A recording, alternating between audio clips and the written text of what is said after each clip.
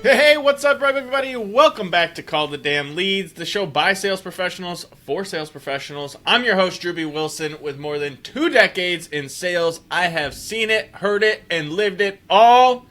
And still, I want to hear your stories. That's why I created the show, to bring you on, tell all the wildest stories that we know about in sales, bring the community together, and let you know that you're not alone. Sales is a crazy journey, and the opportunity to connect with other like-minded, success-driven individuals has really made a difference in my life, and why I created this show, so that I can bring the craziness to you and your life and journey here in sales.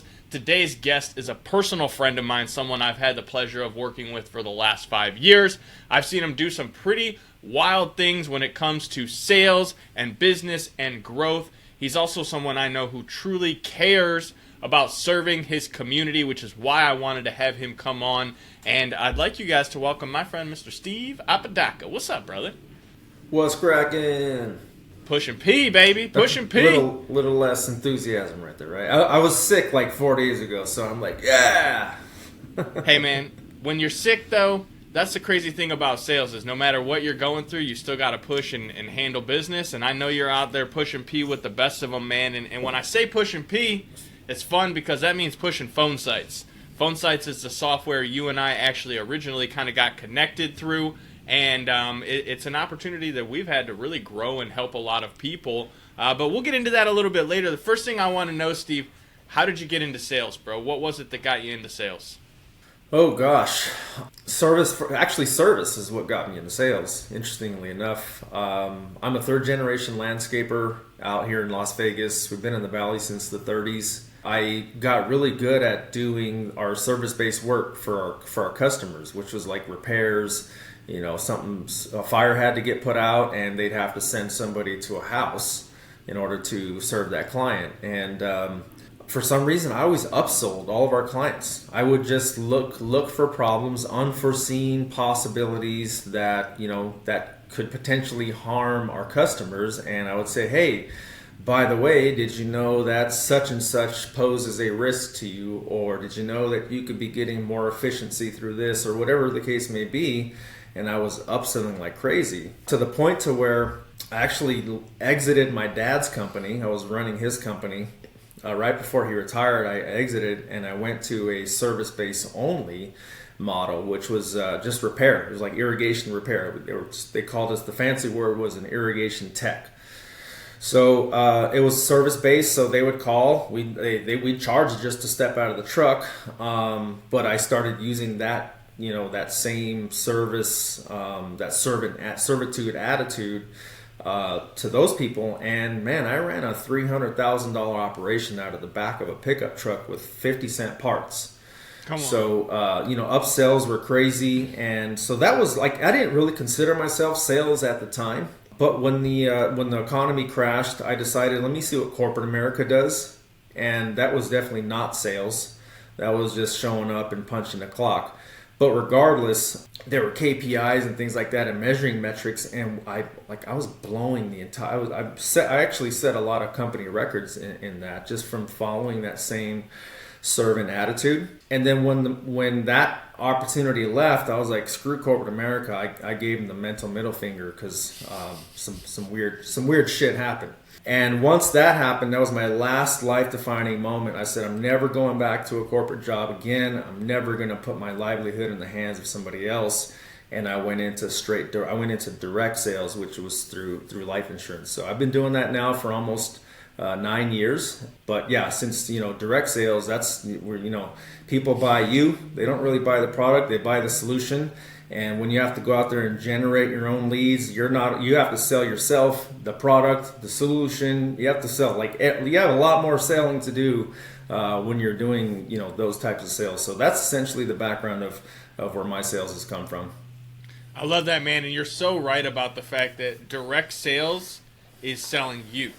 And that's the cool thing about sales is people buy from people, and they buy from people they know, like, and trust. And when you go out and you do a good job and you provide an amazing service, that word of mouth, that level of trust increases, and you get the referrals and you get to grow, right? That's the benefit of running a good operation. And yet still you have to go out and you got to sell, because if people don't know you, you're not putting your word out there, letting them know the value that you can bring to them, then they're buying it from somebody else. And that's one of the things that I love about phone sites is, and really where we got connected was like, hey man, we're great at sales, we're great at service. How do we find more people that need what we do? And that's where we got it. It was like, well, let's go out and let's build some websites and do some marketing and so much more than just a website, but really just an ability to create a platform where people can connect and grow and get an opportunity to learn from the products and services we provide. With that said, we've had some crazy sales in the tech world, and I know for one, myself in the insurance world have had some crazy sales. Man, what's your craziest Call the Damn Lead story? It's actually one of the reasons why we're here on this podcast is I'll elaborate on the story that I mentioned in the comment section there. So I had just come off my biggest stint ever. Over a 6-month period, I wrote $150,000 of life insurance on my personal pen. I built a team, a personal downline of 150, and I was training my sideline. Actually, it was my partner at the time. We had a team of 450 agents. We were doing about $500,000 a month in life and annuity sales. And somebody with their panties in a wad with the flick of a button shut our businesses off. That's when I started realizing like the intricacies and the egos and the politics of the industry. And when you start stepping on the wrong toes, people with big sticks want to come after you, right? Well, long story short, I was not able to write business for about 4 months. Luckily, I had been saving, so we were just living off of savings, trying to figure out what we were going to do. And when you're moving contracts, carriers they don't allow you to write business for 6 months after you've left. After our businesses were shut off, we had nothing. I'll never forget it. My partner, we ended up building our own IMO. And he's like, hey, I got our first contract, which was actually a really known carrier. We don't need a name drop here, but it was a really known carrier that none of us had ever written business. It was a brand. It was like, our previous organization, we had quite a few options and carriers. So there wasn't like a lot to choose from, but we did find one that was solid. And I'll never forget, he's like, hey, we got contracts. And I'm like, cool. At least we had one.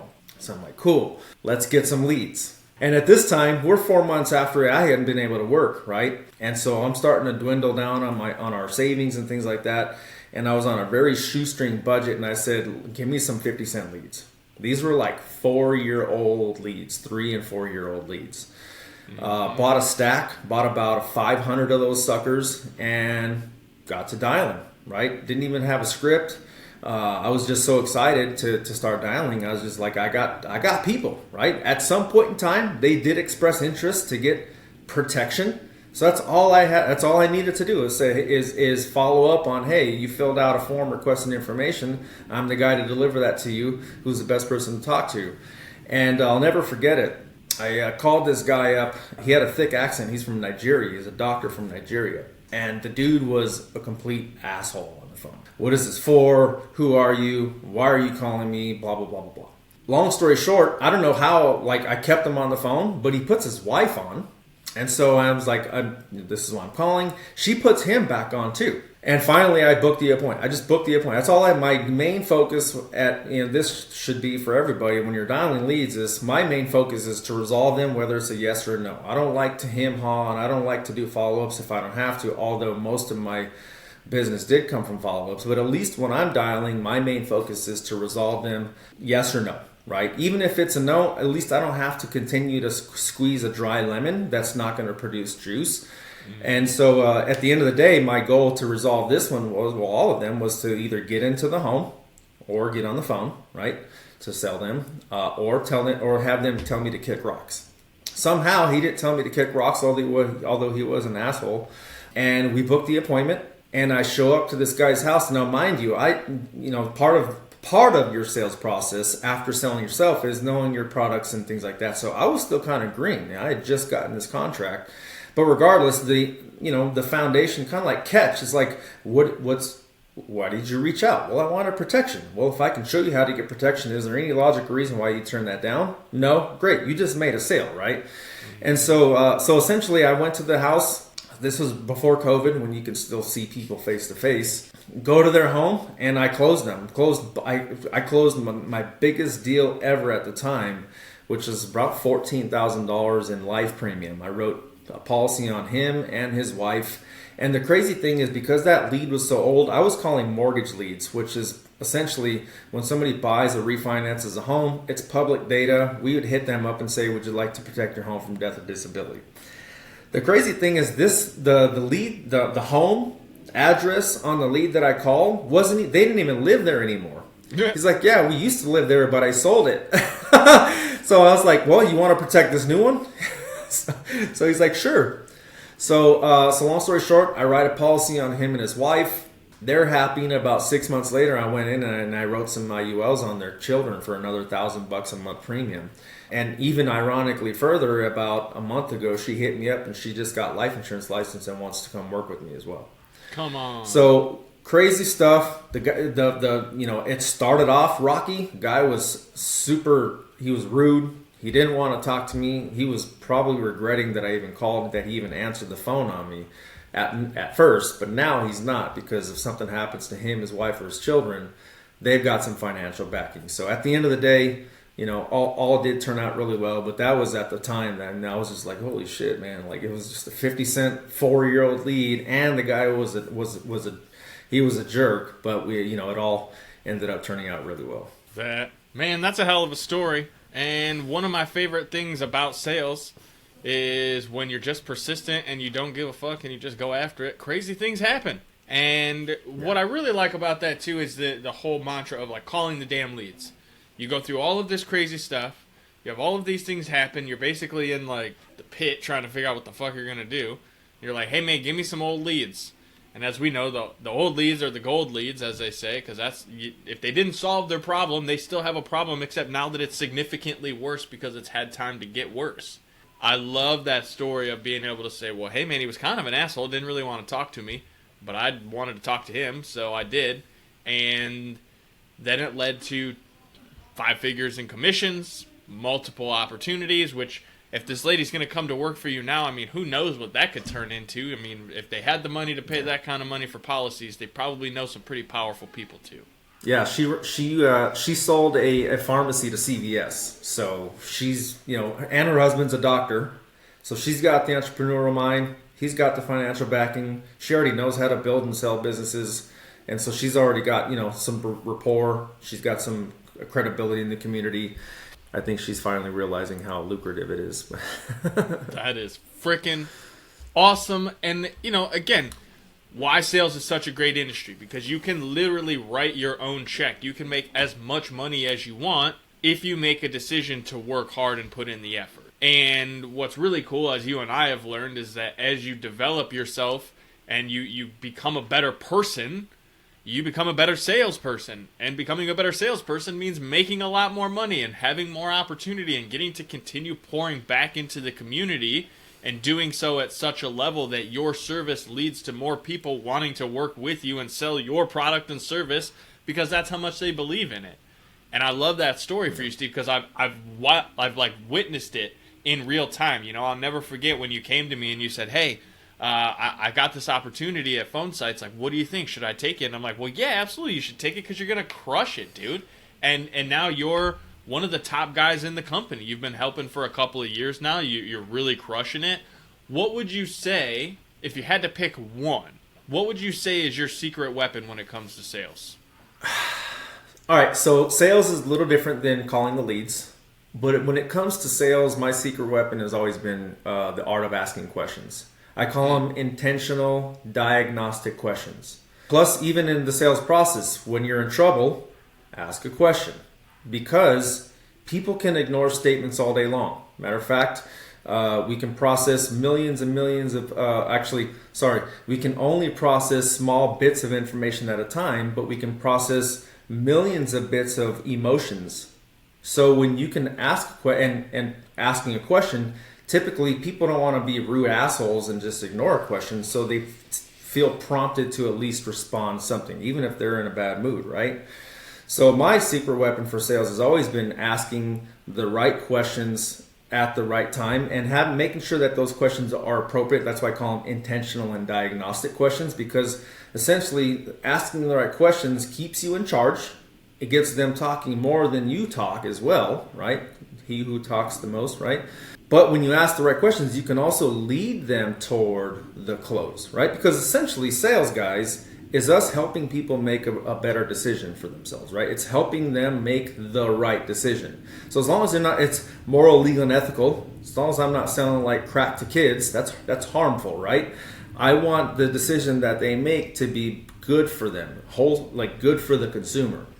And because people typically, the reason why they're talking to the salespeople is because they are not the experts. The experts are the ones who need to lead them towards the promised land.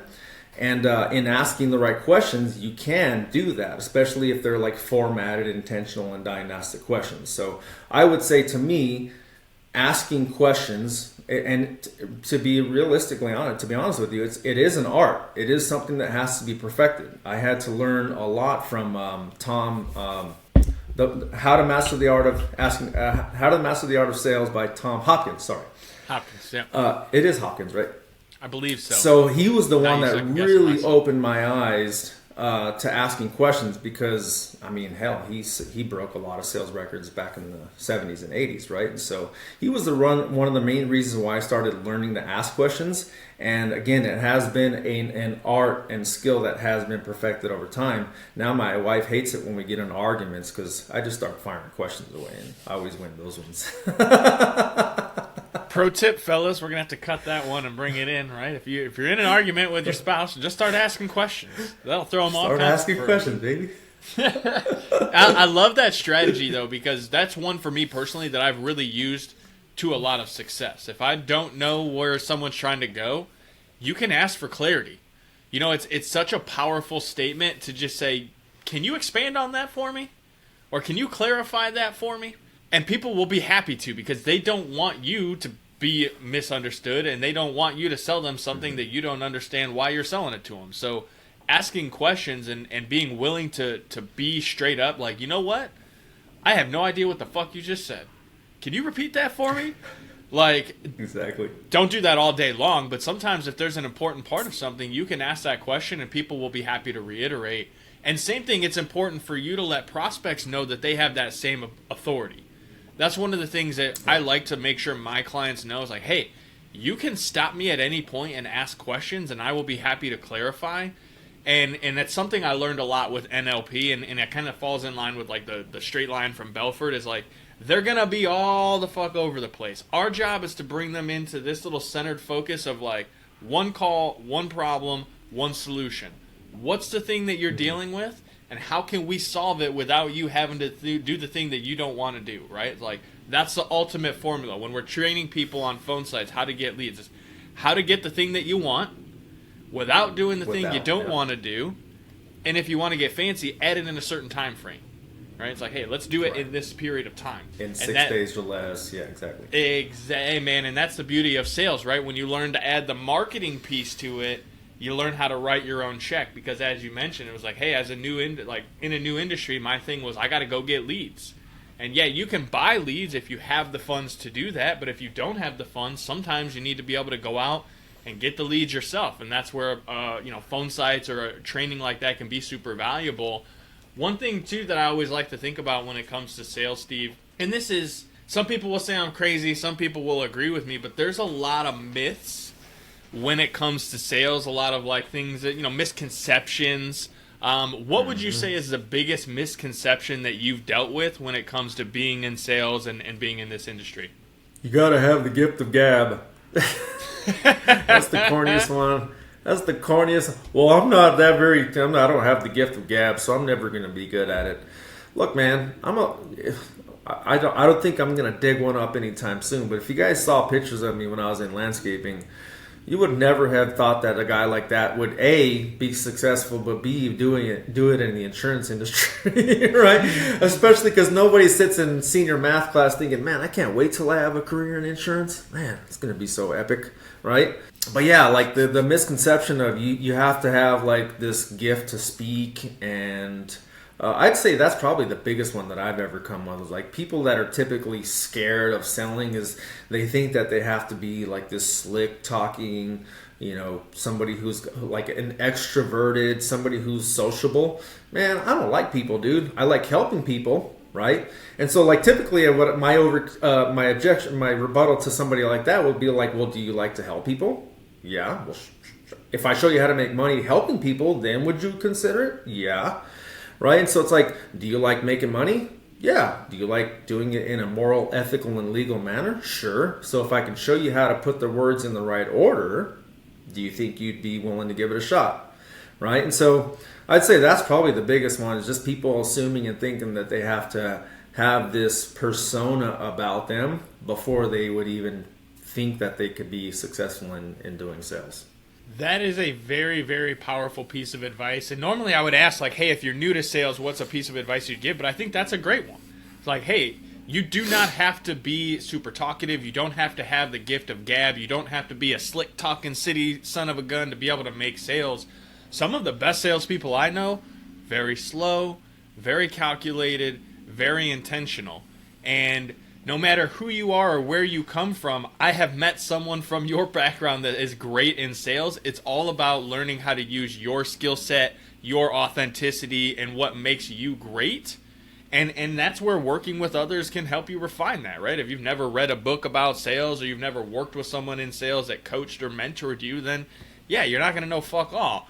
But when you get in and you start working with professionals, especially someone like Steve or myself, that's like, hey, I understand where you're coming from. I can see where your skill sets are strong. I can see where this isn't your forte. So let's mold this out and let's make it fit for you. Again, that's why I love sales. It is literally the one industry that you can build a lifestyle of design, be who you are, how you are, where you are, when you are, and know that you can be successful. Steve, fantastic example, bro. Third generation landscaper, now very successful in insurance, very successful in the tech industry. I mean, you're a shining example, bro. I hope you know that. Yeah, thank you.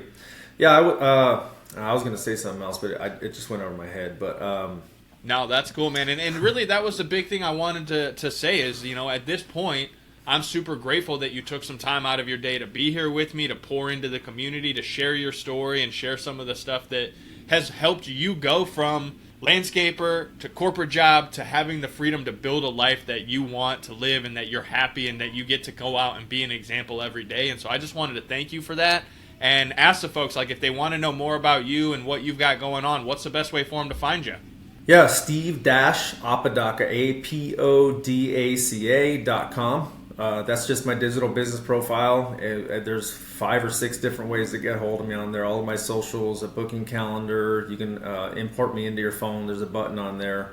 But essentially, as we've mentioned all along, like my main focus here is just to help people. That's one of the reasons why I started working with phone sites, is because somebody coming from the bottom got results using this, and I want to help others get results in the same way that I did, because to your point, like not everybody can go out there and buy leads, right? And as a matter of fact, with the SEC ruling recently, those are going to be like almost non-existent from now on.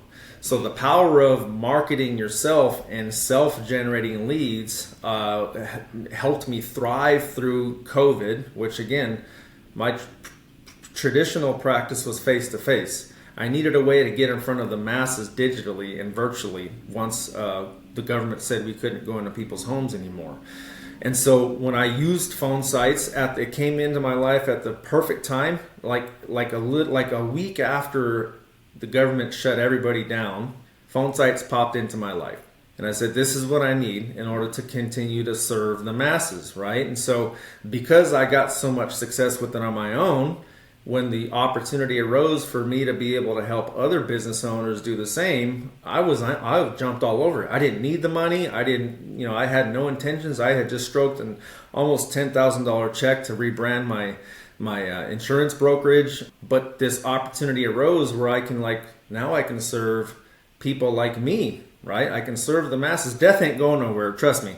I can always do insurance, and I get renewals and I get overrides. So it's like, I just felt like there was a greater calling for me here to do this because I had done it, I can teach others how to do it as well. So if you guys, whoever's in the audience needs some assistance on that, whether it's sales, training, calling the damn leads, there every Saturday I would do a 6-hour dial session to book my week up. So I have experience dialing hundreds at a time for hours at a time, sales, marketing, lead generation, follow-ups. There's been times where I follow up for 16 months, 18 months and closing, 5-figure deals, 15, 20, 30 different touches. So, I feel like I have the all-encompassing experience with this. So, I have an open door policy because I know what it feels like to have to need that guidance, that mentorship and those systems in place. And so that's why I took a role like this, so that I can